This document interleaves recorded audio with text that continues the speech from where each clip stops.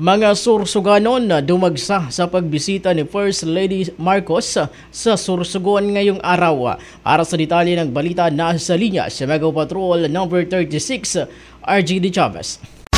Bicol Network News Report!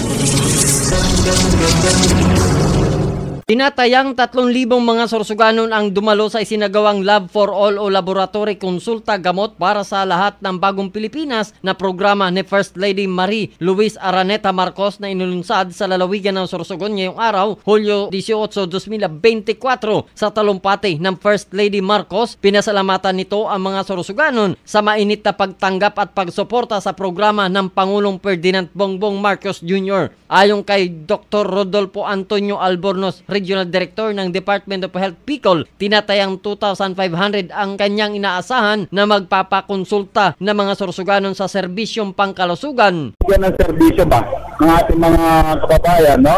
Medical services. Ang nangyari ngayon ay nagsama-sama na rin ng mga ibang ahensya para magbigay rin ng kanilang mandated na services.